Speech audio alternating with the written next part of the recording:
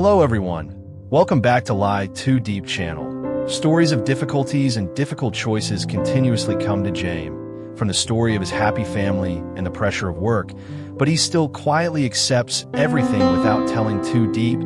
Is he a hero, or will God bless him? Today let's watch this story together.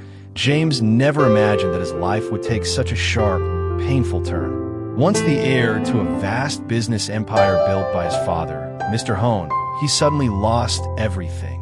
His position, his power, even access to his bank accounts.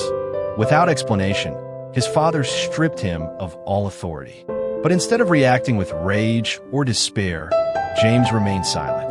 Deep inside, he understood the true reason behind it all. It wasn't just a business decision, it was a punishment.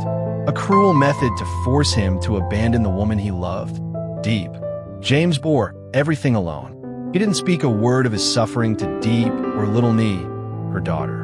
He knew that sharing his struggles would only burden them more. And above all, he didn't want Deep to worry.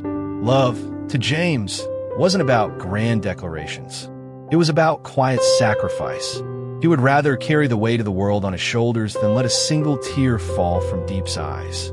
His mother, moved by his situation, offered him the 5 billion VND she had saved, hoping it would help him rebuild. But James, though deeply touched, only accepted a part, 3 billion. Please keep the rest for yourself, he told her, in case you ever need it.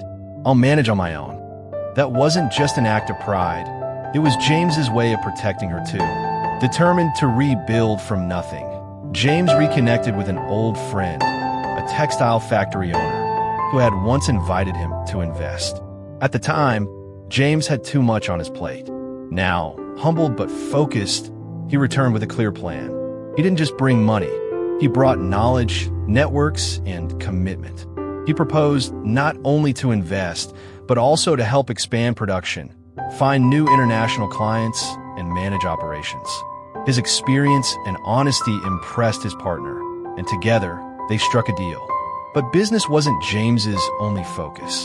Quietly, he had been building a home, a small farm retreat, a place of peace where he, Deep, and Nee could finally live freely, away from judgment and control.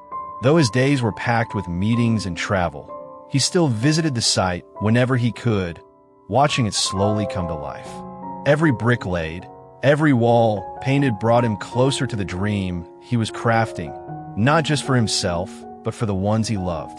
Meanwhile, Deep and Nee lived simply, selling vegetables to get by. Deep missed James, but didn't ask too many questions.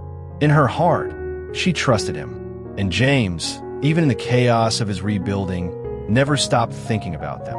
One morning, when the house was nearly 95% complete, James unexpectedly met Deep at the construction site. She had come with Nee, and though surprised, he was happy. He gently told her that the house was almost ready and that he had a special gift for her, but she'd have to wait until everything was finished. That night, before leaving for another business trip, James promised her he would return for dinner. "Make something delicious tonight," he said with a soft smile, "because I'll be home." That simple promise meant the world. No matter how busy or broken he was, he would never forget where his heart belonged. James had chosen a harder path, not out of recklessness, but out of love. He had given up everything not to prove a point, but to protect the one thing that mattered, Deep. While the world saw a man fallen from power, in truth, James had risen into the role of a protector, a lover, and a builder of dreams. He didn't scream or blame. He endured, because for him, love wasn't about possession, it was about presence.